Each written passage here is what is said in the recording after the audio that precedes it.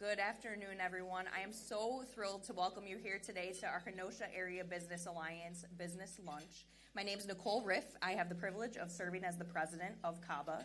I am really excited that we have maxed out this space here today. Our business community has really turned out, so thank you to all of you for joining us today. Really grateful to have you here.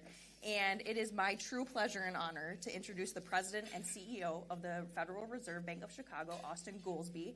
He's here today with us for a very special conversation about the economy and just really everything that we're all thinking about as a business community. So please join me in welcoming Austan.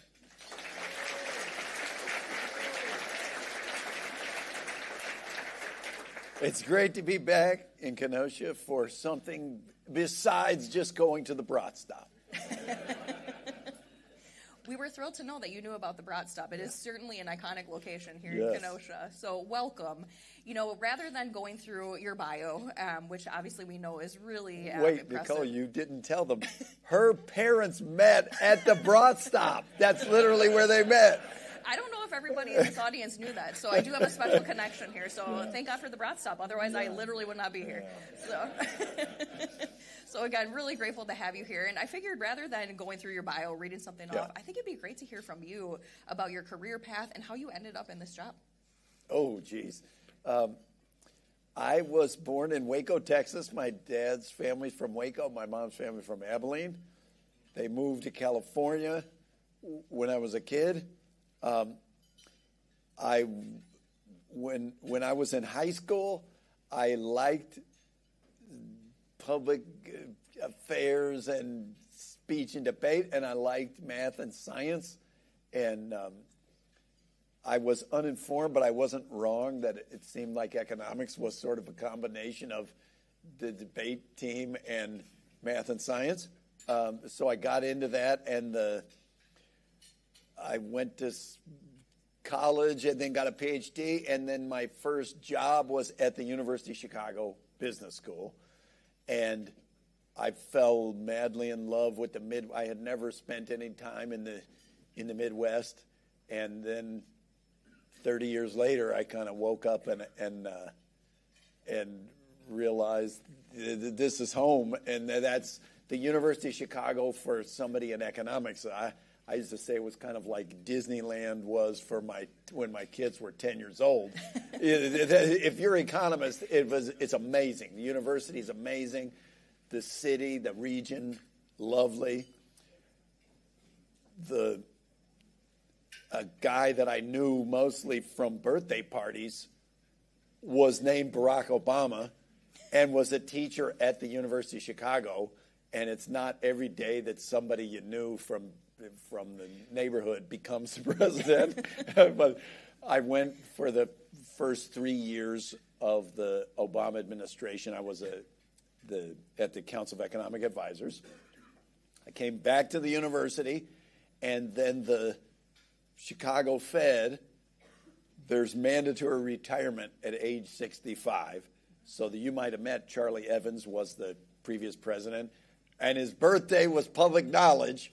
And so he was leaving, and I missed the mission-driven aspect of D.C. There are a lot of things that drive you crazy about Washington and policymaking, but it's very unlike academics in that you don't wake up every week and say, who cares? Nobody's even paying attention. Well, why are we doing this?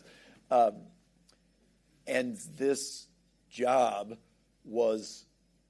still had a foot in economics research. We have a very respected research department.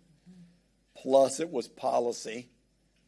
Plus, I didn't have to move. And so I applied for the job, and I got it. And I've been there about 3.5 years, and it's been lovely. Fantastic. For the most part. Yeah. Every job is like that, right? There's some challenges, right? Well, I think something that would be interesting for us to talk about is the Fed in general, right? Yeah. So the average person, going back 10 years, probably had never even heard of the Fed. But the last 5-10 years, with everything going on in the economy, it seems to be the front page of every newspaper. But I think it would probably help all of us to know a little bit about what the Fed actually does and also what the Fed does not do. So if you share a bit about that, that'd be great. That's a great great way to ask it. The Fed does monetary policy, which is setting of an interest rate. It's basically setting interest rates, and we just do a short-term interest rate, and it's very kind of in the weeds. We don't do fiscal policy, which is every other thing except the setting of that just short-term interest rate. So taxes, income distribution, environmental policy, all of that type of stuff is not our, that Congress does that, the president does that, and I always say, look, our Midwest motto is there's no bad weather, there's only bad clothing. You tell us the conditions, and we'll pick the jacket, and like we're going to go do the job. And what Congress does is the conditions. We have to take that. If they put in tariffs, if they change some policy, if there's wars in the Middle East, if there are big shocks to the economy, we got to process that. The Federal Reserve Act tells us, gives us a job by law when setting the interest rate. We're supposed to maximize employment and stabilize prices, and that's it. That's we call that the dual mandate. That's the job, and we take that super seriously. My observation at the FOMC meetings is they come from different regions, they come from different backgrounds. They take that job really seriously. It's not about, well, what makes the stock market happy? It's not about what makes the president happy or the Congress happy. It's all about the dual mandate.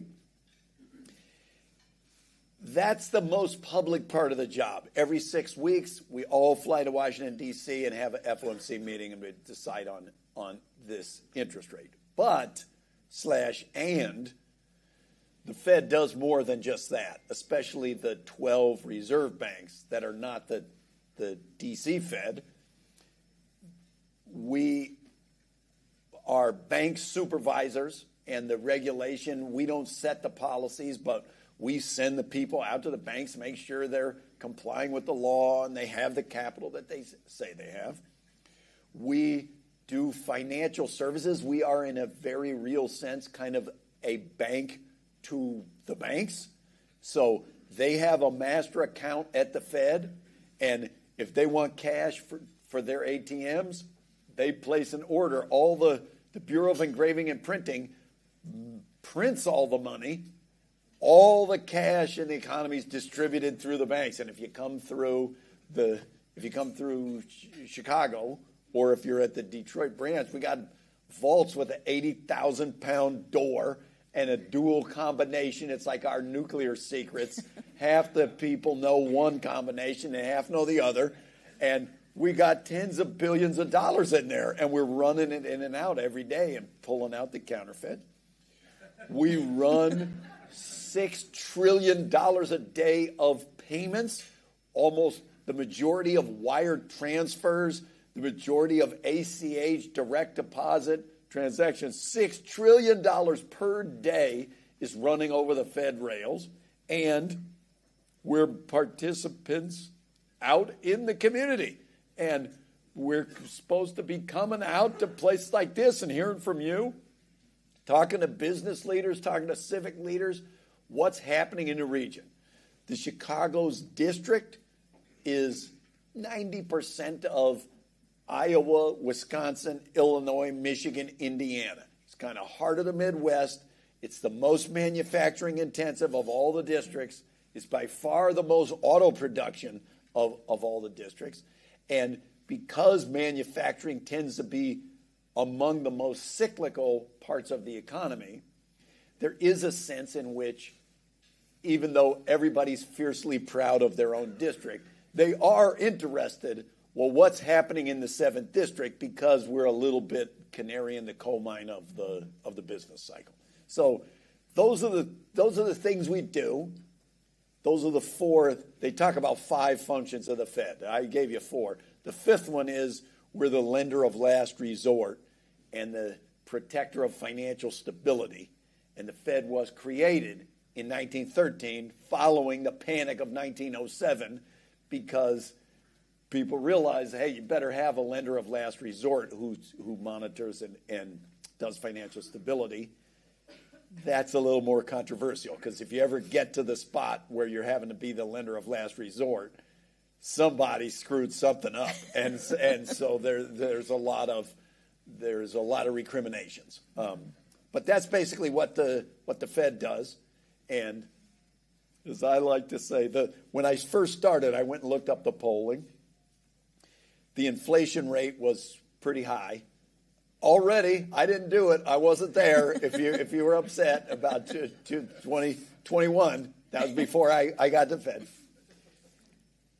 A big majority of the country, 75 or something % of people, said they were familiar with the Federal Reserve, but they did not know what it did. And then an even bigger majority said that while they didn't know what it did, they thought it was doing a bad job. And so I took some component of the job of these reserve banks. We're out in the heartland, is demystify the Fed and explain. We're not magicians. Everybody who's coming. We got economists, we got market people, got business people, different people sit around the table. And we're all just down there trying to do the job as is given to us by law. And we're not the bad guys. We're the guardians of the galaxy. I mean, our role is only on this much. You know, the world is as big as this. Ours is on this much. But at least in that part of the world, it makes a big difference what the Fed does. Absolutely. So you talked a little bit about the physical money aspect of what you do. Yeah. Can you tell us how we would know if any of our money actually comes from the Chicago Federal Reserve Bank? When you say comes from, that's doing a lot of work in that sentence. It's on the Chicago Fed balance sheet if, I'm going to have to do I have a one? I hope I do.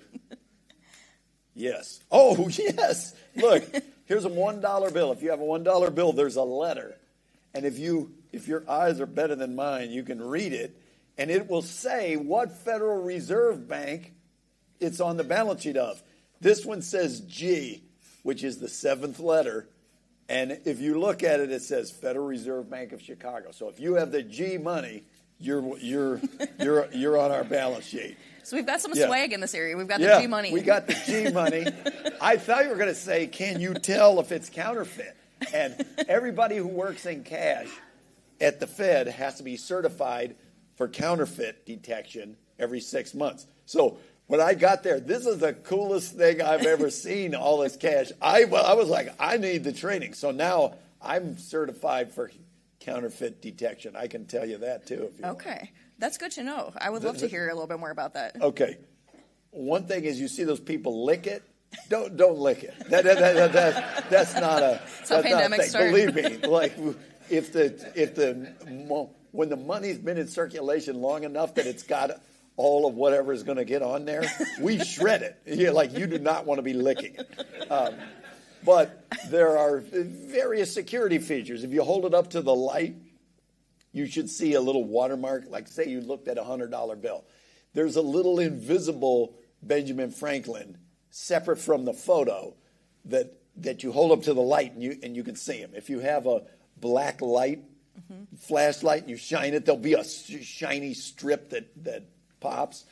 If you wiggle it, the ink changes color on the 100. One time early in the Fed, my wife came home and she was like, I found a $100 bill in the street. She was like really excited. She's like, this is amazing. She's like, is somebody at the Fed, can they tell if this is real? Because I don't want to use it if it's not real. And I was like, oh yeah, they can tell. This is before I was certified. So I came down and the woman who's the head of cash is named Amy Alvarado. I was like, Amy, can you tell if this is real? And I handed it to her, and it was like this. If she touch it like this, it's fake. I was like, what? What? How do you know that? She's like, I can just tell by touching it. That's definitely fake.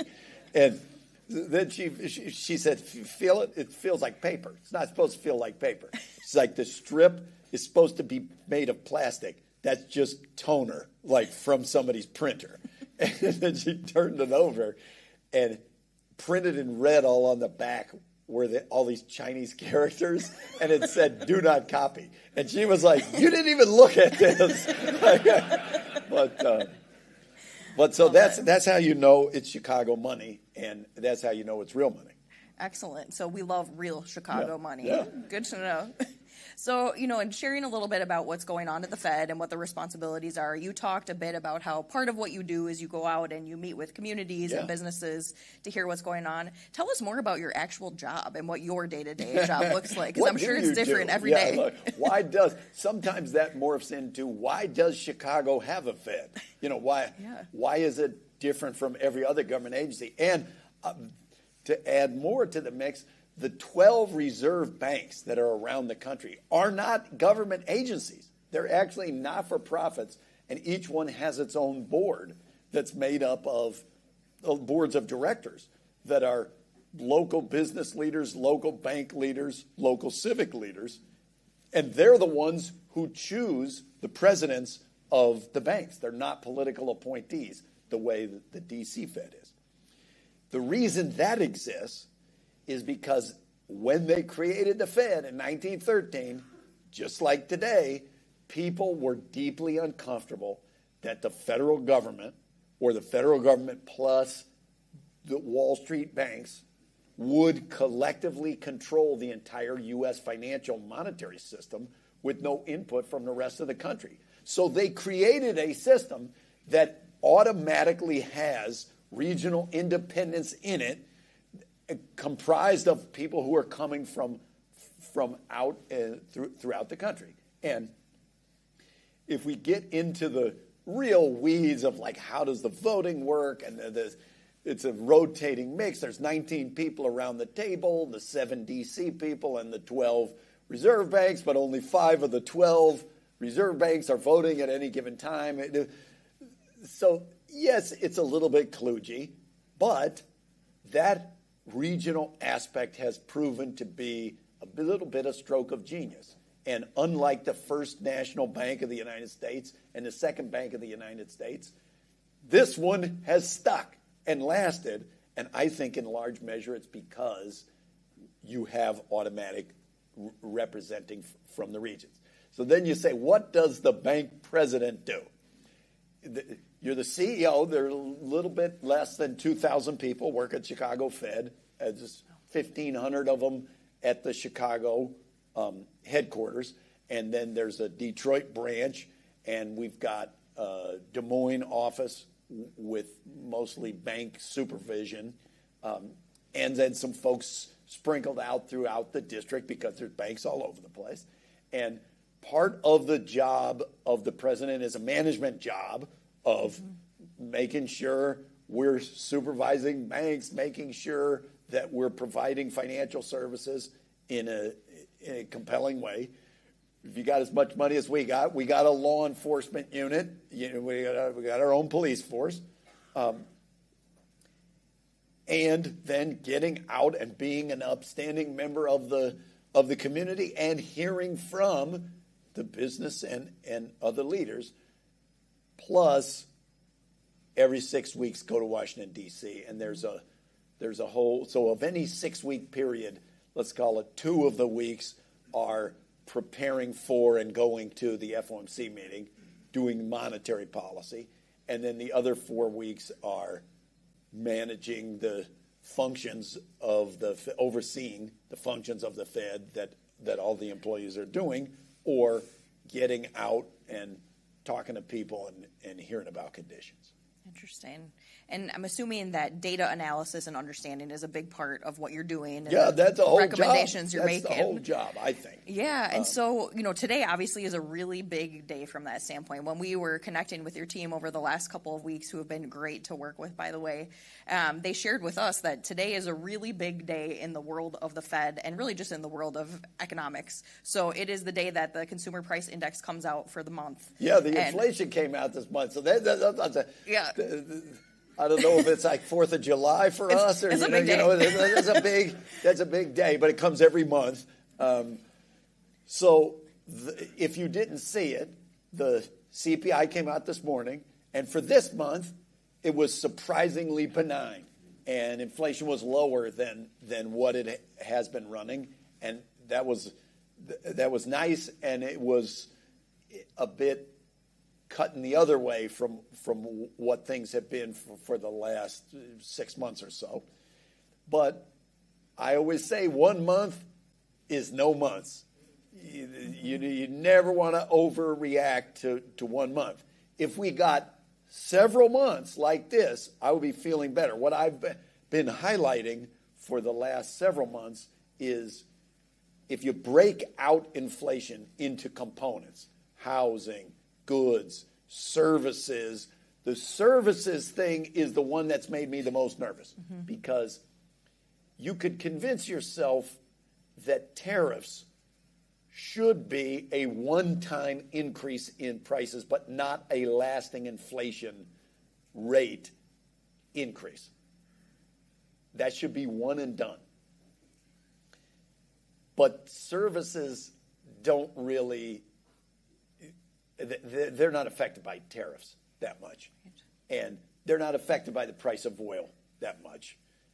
So the fact that services inflation has been way too high, historically, services inflation is quite persistent. And so that's what I've been highlighting. That number has been making me nervous. At least today, at least for this one, the services inflation was very, was encouraging. And if we got more, not to get too far into the weeds, CPI inflation is one measure of inflation. It's not exactly the measure we usually look at. We look at a broader measure called PCE inflation, which includes some other prices. We got to see what those producer prices, how their inflation is doing, and we'll get that tomorrow.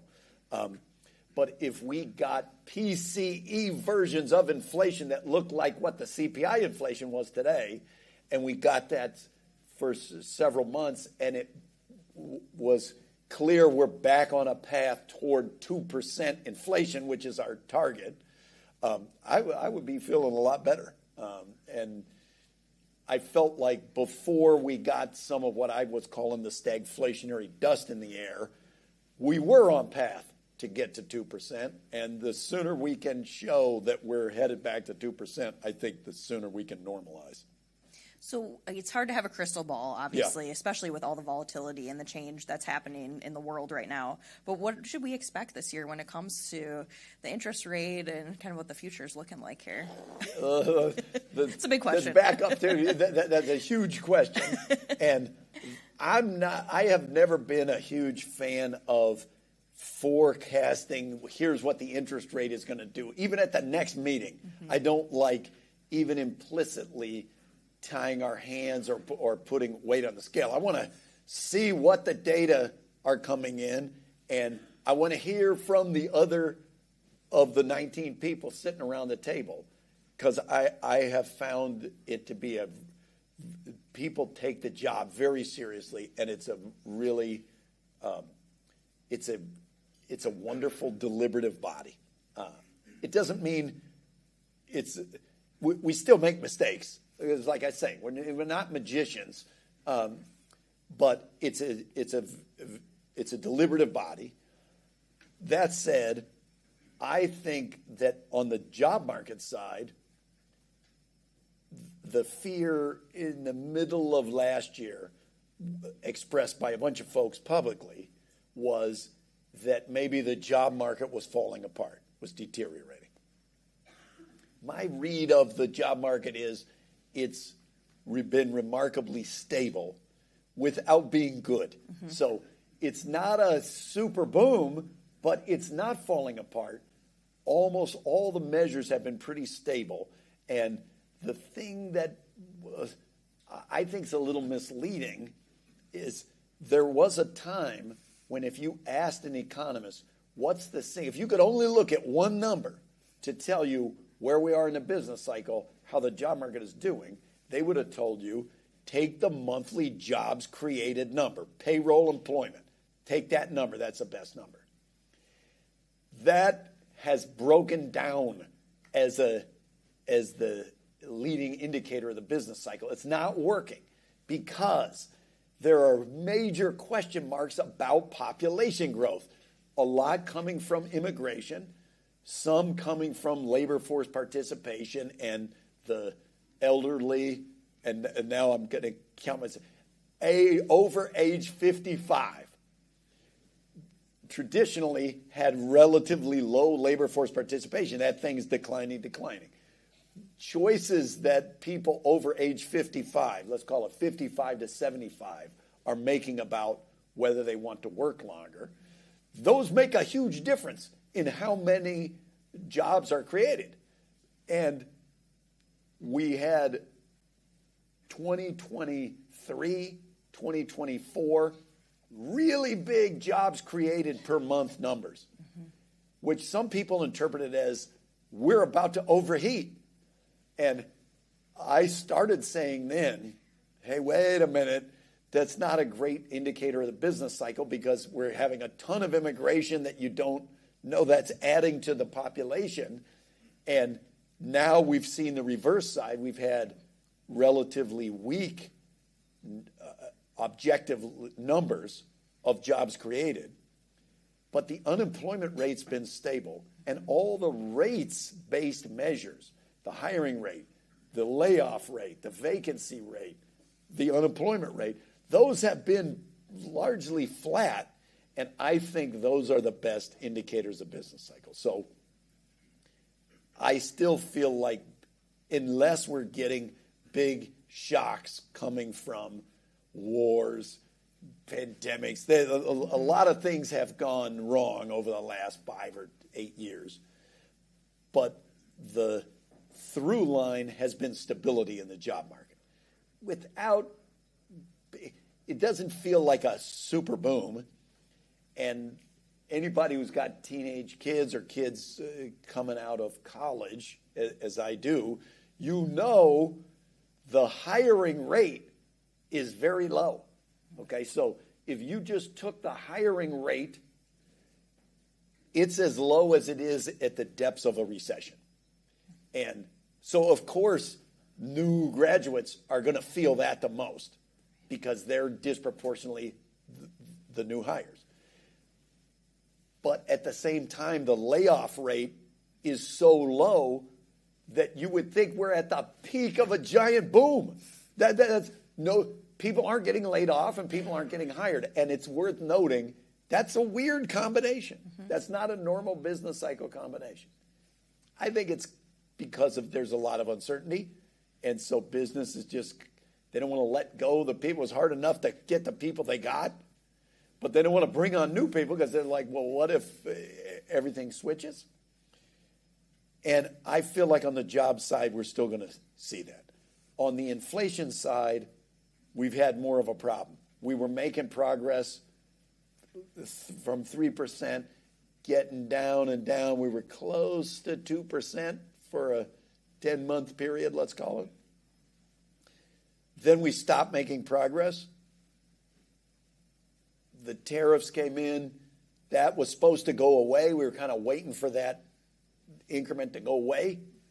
Then the war started. The price of oil went up. Before that one had gone away. So we stopped making, I'm going to turn it backward for you. It was coming down, then it stopped going down, and then lately it's been going the wrong way. And it's inflation way too high, going the wrong way.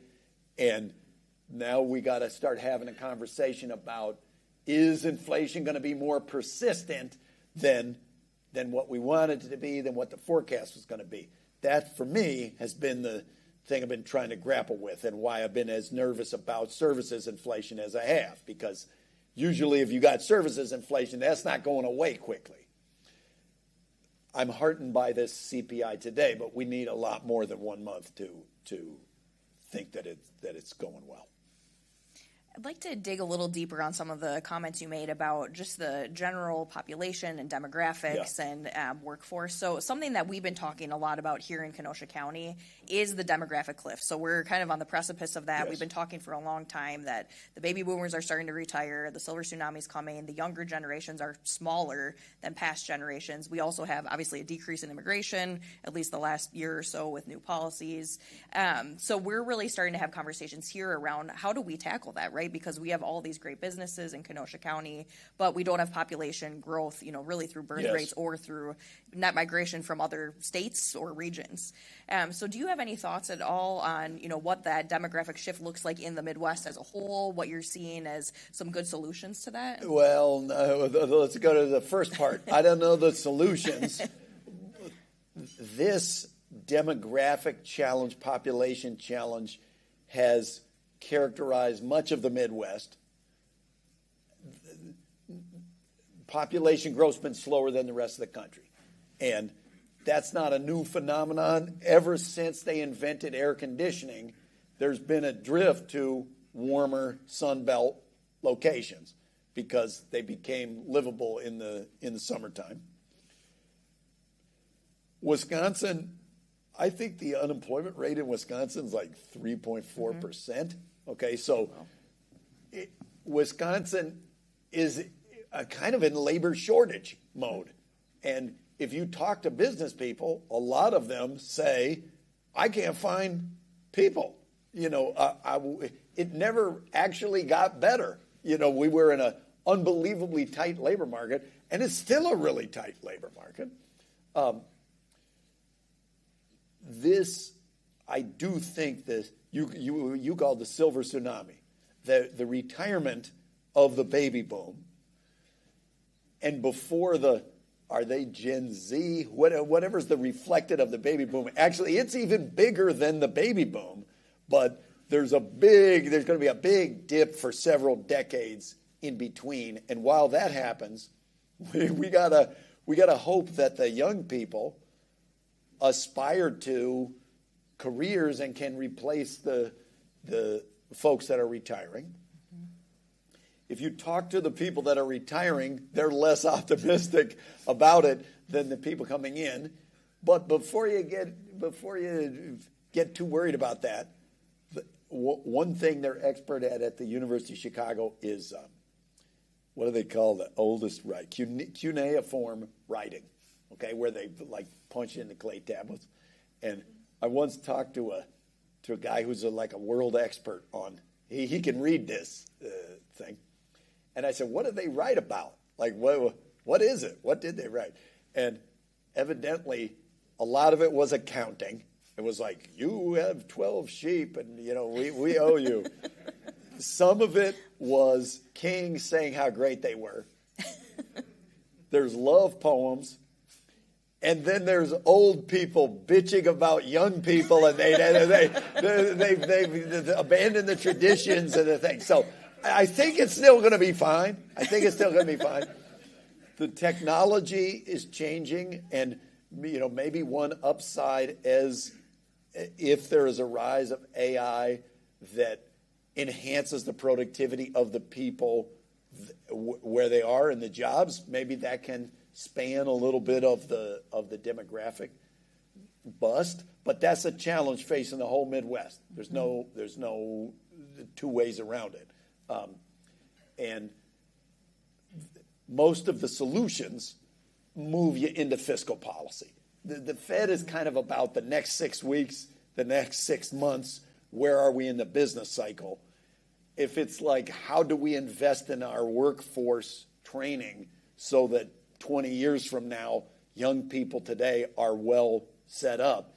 That's kind of got to be the states, the Congress, and the businesses themselves. Mm-hmm. And in a way, I'm encouraged by that because the success of the economy does not rely on some government bureaucrat deciding who should be working in what job. Everybody has an incentive to find jobs and get the training for something that's going to be a meaningful career.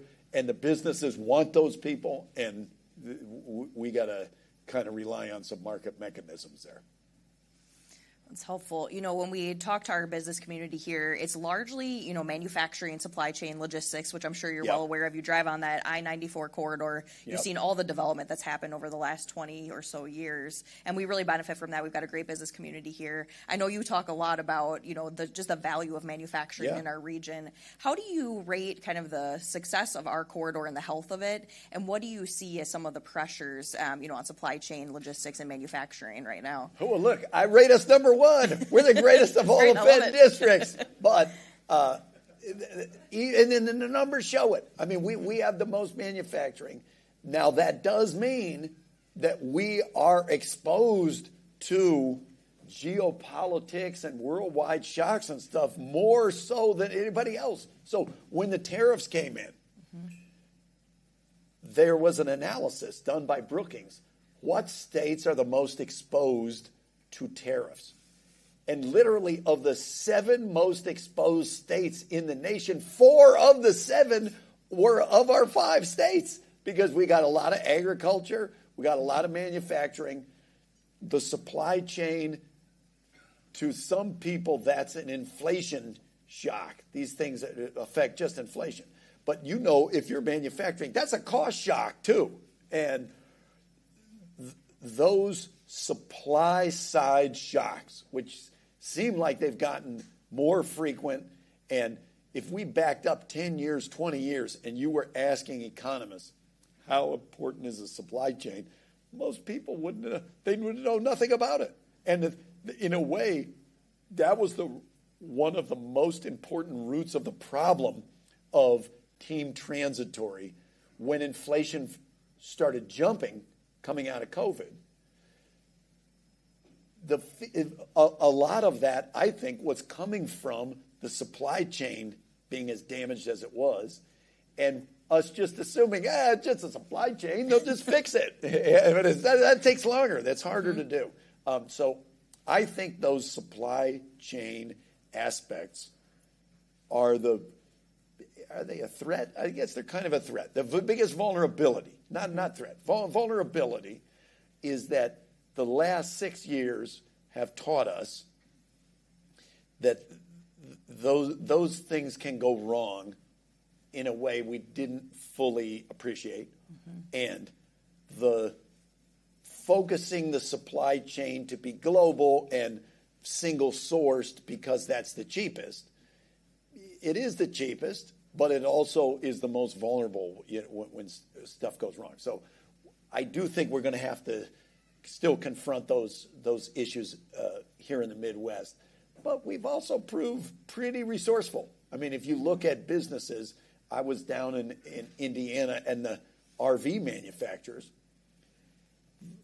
they were affected by the same supply chain components that were affecting the auto industry.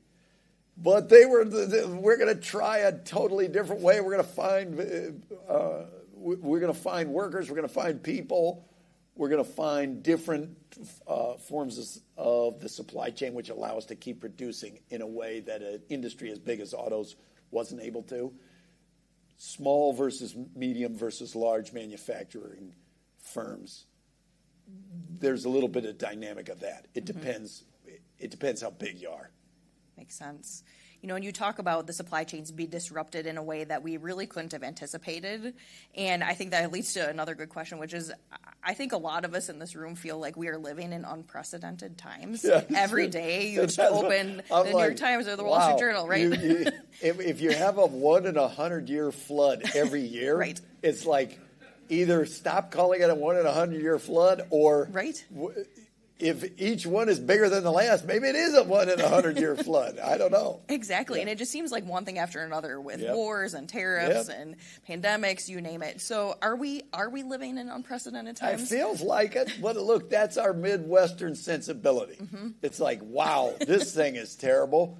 Well, we got to get out and fix that. It's like, if the toilet's stopped up, you're like, you got to fix it. Like, what are we going to do? Like, it's not pleasant, but that's the job. And look, the Midwest. If I had told, just back up 10 years ago. If I told you, hey, what is going to happen?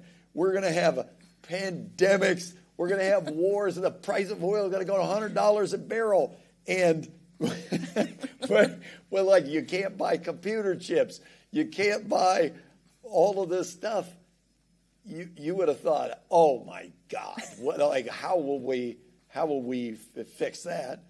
Well, we did. And it's disruptive in the moment. And I don't mean to make light of the adjustment costs and the pain that every business and every community has had to go through in these things.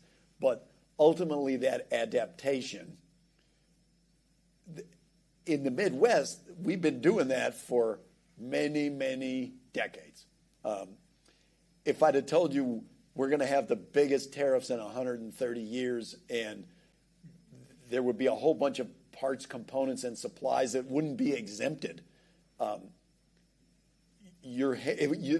it would be whatever, April 3rd, 2024. I'm calling the manufacturing folks throughout the district. Their hair is on fire.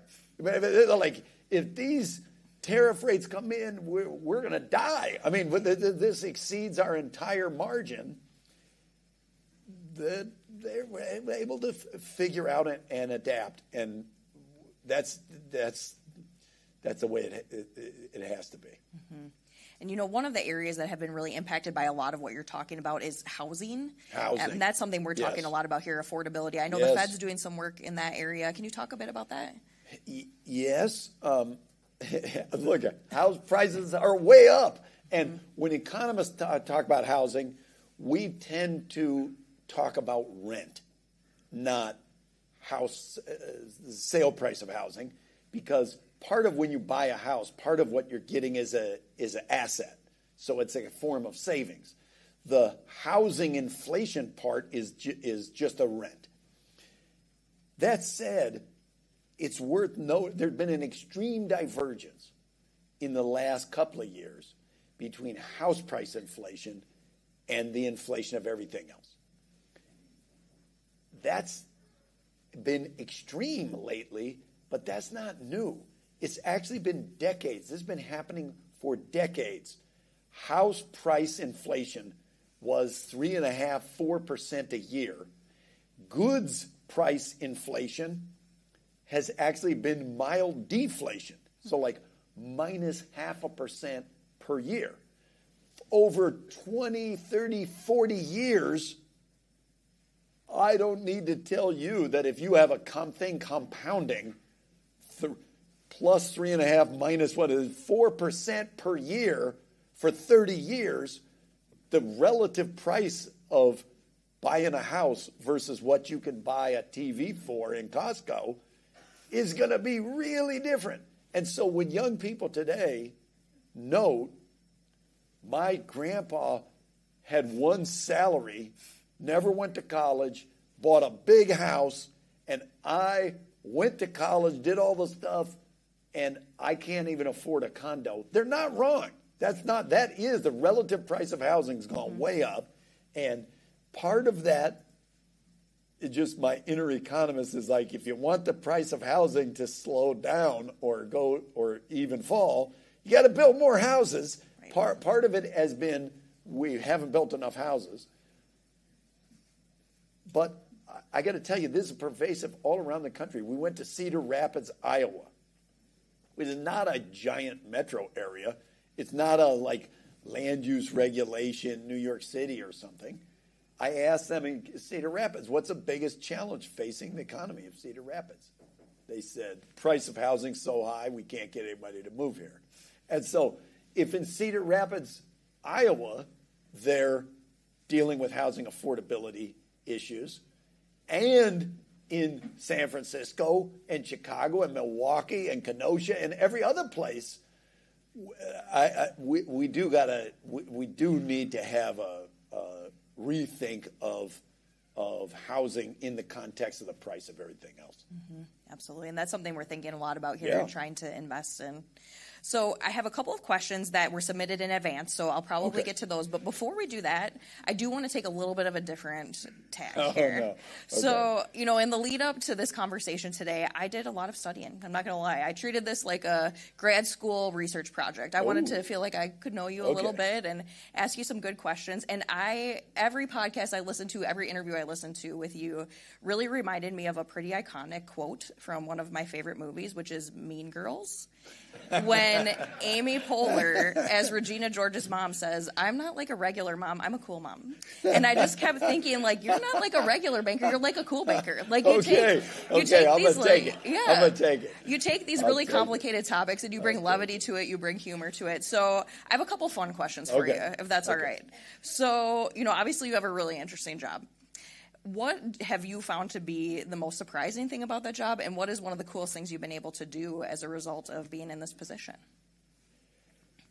The most surprising, I didn't know anything about the cash in the basement of the Fed. And I showed up and they were like, "We got $35 billion. Do you want to see it?" I was like, "Hell yeah, I want to see it." So I went down, I was like, "Wow." And the machines are like counting, and I was like, "This is incredible."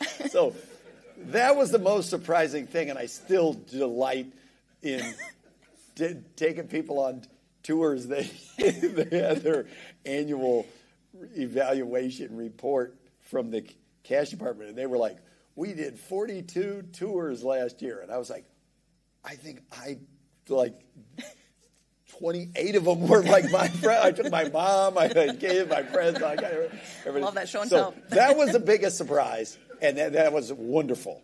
The FOMC meeting itself, the content of the meeting wasn't a surprise because it's monetary policy, and if you're an economist, like, you've been thinking about those issues. But the physical meeting room is also like really pretty neat. There's a giant table, and everybody sits around the table, and they put down the shades so they can't be spied on, and you're required to leave all your phones and everything out of the room like it's a situation room. And then people take the job extremely seriously. They're going to go around the table, and it's like, "Jay Powell, day one is about the economy. Day two is about the rates. Jay Powell, what do you think about the economy?" He's going to give us, and you're assigned seats. So I sit between the president of San Francisco and the president of Minneapolis every time. And they're going to go around, and it's really fascinating. And if you're an econ head, it's pretty great. The other thing, and the pleasure of being back in if you talk to anybody at the Chicago Fed, these people are believers. I mean, they could be working in the private sector and making more money than they make at the Chicago Fed. They've chosen to do this because they absolutely believe in the mission, and that's wonderful. And there's a lot of bureaucracy in the Fed, as you might. Like, I went into academics because most people become professors because they can't deal with having a boss, and they can't deal with hierarchy, and they can't deal with, and my wife one day was like, "You hate bureaucracy, you hate authority, you hate other things. Why did you take a job at the Fed?" And so there is a little bit of there's a conference of presidents, and we have to work and come to consensus, and it turns out consensus is really difficult. So that's been every FOMC meeting, they put out a collection of the anecdotal information that the banks have gathered, and it's called the Beige Book. And it used to be a book that was beige that was put out. Now it's a PDF file. I don't know. And there was like a Beige Book working group, and the Beige Book working group assigned, it must be a 2-column format, and the cover is too beige. It needs to be something else. And those kinds of surprises, big organizational surprises, are are less fun. I believe it. Yeah. So, when you've talked about those meetings in the past, and just when you talk about our region in general, you talk about conversations you have where you're promoting what's great about our region to Yes. your peers. Yes. Can you talk a little bit about what you view as what some of our greatest assets are, and bonus points if it's anything from Kenosha County or Wisconsin? I'm not supposed to talk about what is said in the FOMC meetings. Mm-hmm. It's a secret until 5 years, and then they release the word-for-word transcript. So you can look those up. That said, I may or may not have had one of my comments. I always try to bring the love and the bragging for the 7th District. More than one has been about Wisconsin. I may or may not have mentioned the Mars Cheese Castle, the cheese production in Wisconsin, the awards won, et cetera. So that'd be one style. Sometimes there'll be things like the Butterball Hotline, for the turkeys. It turns out that's in suburban Chicago. The Butterball Hotline is, and the former president of the Chicago Fed's wife staffed the Butterball Hotline at Thanksgiving. So I was like, if we have a meeting that's on Thanksgiving, or not on Thanksgiving, but around Thanksgiving, there's usually a November meeting, I'll highlight, the Butterball Hotline, or something like 90% of the edible pumpkins in the United States are grown within a 100-mile radius of Peoria, really? Illinois. Who knew? So I will say, there wouldn't even be a Halloween if it weren't for the 7th District, so it would be stuff like that. It's a big statement. Yeah. I like that. Yeah. All right, well, it looks like we've got maybe time for 2 more questions. So Yeah. I'll ask you one that was submitted by one of our audience members. So obviously there's been some big news lately with the new chairman of the Fed, with Kevin Warsh being the new chair of the Fed. What are your impressions of him, and where do you see him taking things? I don't know. I'm not going to get myself in trouble. I tell you, I'm only supposed to speak for myself, not for what anybody else thinks or what the committee thinks or is going to do. That said, I knew Chairman Warsh when he was just Kevin Warsh, Governor Warsh, back in 2009, 10, 11. When I was there at the beginning of the Obama administration, that's when he was on the Fed as a governor. And I worked closely with him. We would meet every month, the CEA and the Fed governors. So as I described, it felt like we went through a war together, and we were in a foxhole. And we came from totally different backgrounds.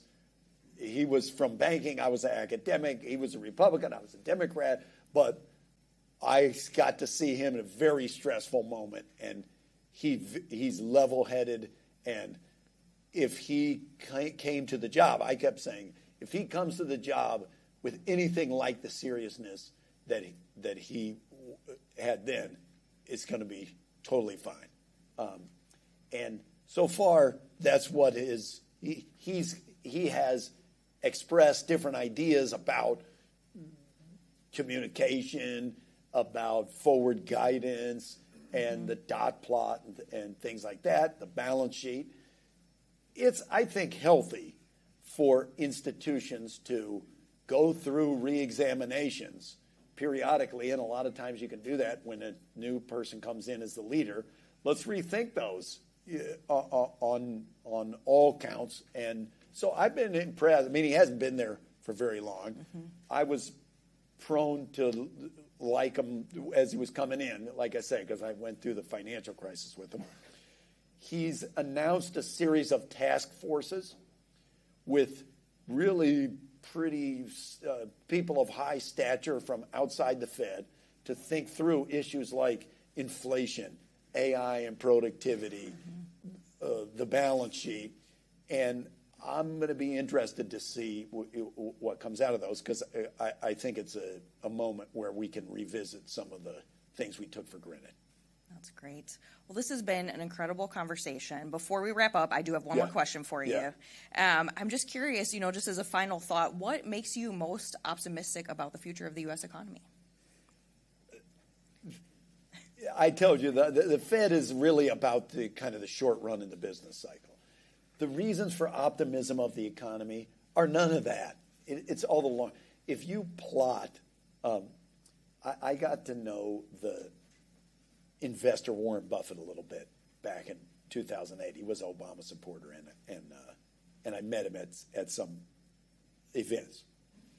And if you ever meet Warren Buffett, he has all these quizzes. He'll like give you a little quiz. And he asked me, what do you think the Dow was in 1900? Oh, and I was like, there was a Dow in 1900? Like what? And the answer was 50. The Dow was at 50 in 1900. And then he started saying, imagine if you could go back to 1899, and the Kenosha was here in 1899, right? So we're having the meeting in 1899, and you bring the list of everything that will go wrong in the next 127 years. You got a hell of a list. You got pandemics and world wars and hyperinflations. Justin Bieber, like whatever's going to go wrong, right? Whatever's going to go wrong, and then imagine predicting then what is the Dow going to be in 2026, and the people are going to be like 90, maybe 90, maybe be down to 40, and it would. How do we get 30, 40, 50,000 on the Dow? The answer is because the innovative capacity of everyone in the world, but especially the American people, have proved totally unbounded. That's how we became rich. And we're going to look back. If you plot from 1789 for 250 years to the present, wait. That's more. It's not 250. It's 205, but whatever. From 1776 to the present, the thing. Yeah, there's dips, there's whatever, but it's basically a straight line up. And so we're going to come back in 30 years, 40 years. We're going to remember. Oh man, it was such a difficult time, but it's basically going to be fine. I don't see how you can look at that graph of per capita income in the United States for 250 years and not be a total optimist. And just go talk to some young people. Like it's going to work. We're going to have to figure it out. It's going to be uncomfortable, but it's going to work. Well, definitely encouraging words, and we appreciate that. Well, thank you so much. This has been a fantastic conversation. Thank you for taking time with us. Thank you, and thank you all for being here.